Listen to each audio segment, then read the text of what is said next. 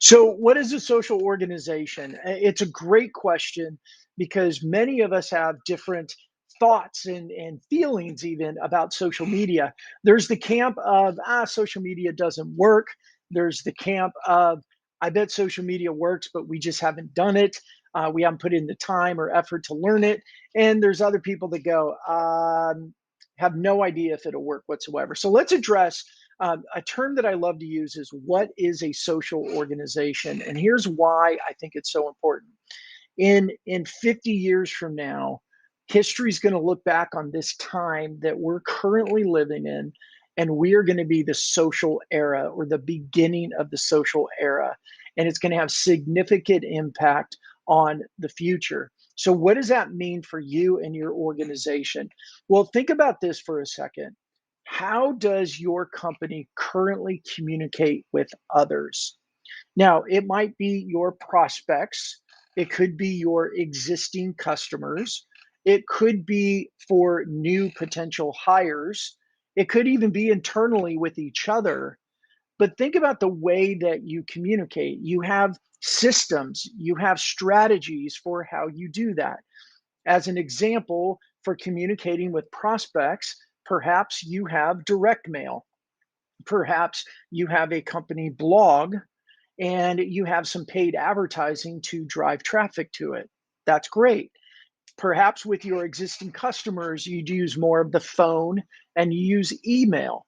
Whatever those systems may be, those are methods that you use to communicate.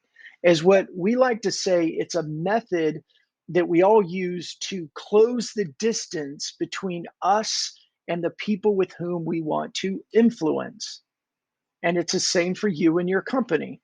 Social is a method, it's a medium, if you will, to close that distance between all of your team members and those with whom your company would like to influence, who they like to communicate with, who they like to build a relationship with, or strengthen a relationship, especially when it comes to renewals. Now, I want you to think of a couple numbers for me, so just play along. I want you to think about this number. How many people are you connected to on LinkedIn and maybe one other platform you use, Twitter, Facebook, or Instagram? Let's combine those numbers. How many are you connected to? Now, I want you to think of another number. How many people are in your organization? Now, I'm not all that great at math, but do a calculation there. Pull out your phones if you need to. What does that number look like? Okay. Now, last number, I promise. Let's go look at your company's business pages. How many followers do they have on LinkedIn? And maybe add one other, Twitter, Facebook, whatever it may be. How many followers do they have?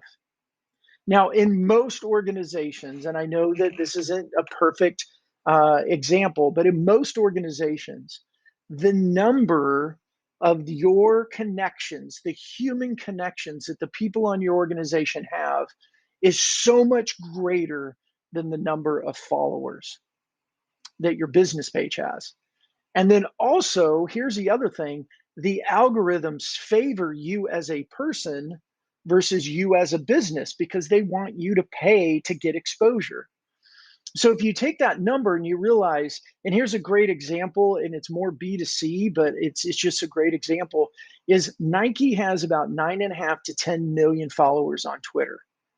But Serena Williams has 15 million. Roger Federer has about 26 million. LeBron James has about 50 million.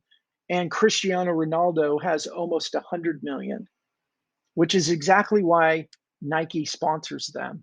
They get a much greater reach through people than they do from their brand. And your company is exactly the same.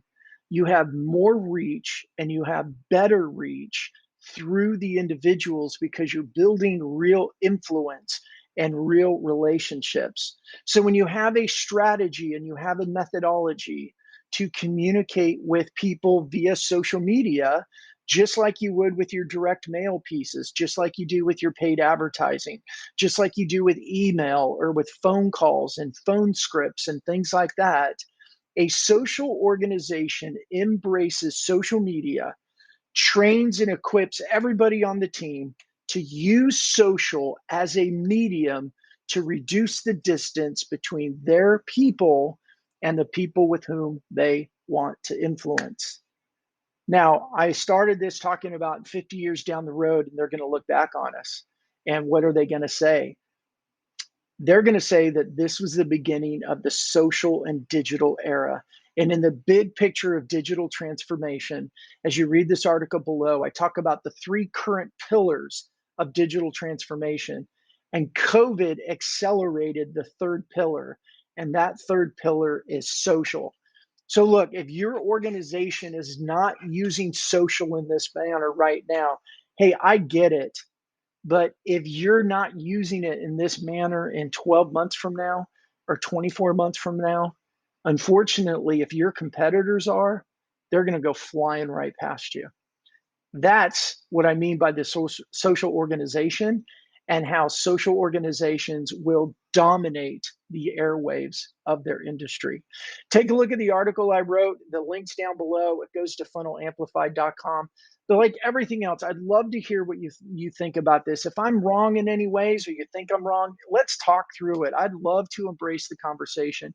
But if you're in a company that you're looking at us going, our sales are down, we're finding it harder to connect with people, pipelines are down. I hear a lot of, hey, we got to 3x our pipeline, which is great, except you want to 3x your pipeline with high quality, highly engaged people that are having conversations with you, not just 3x your pipeline.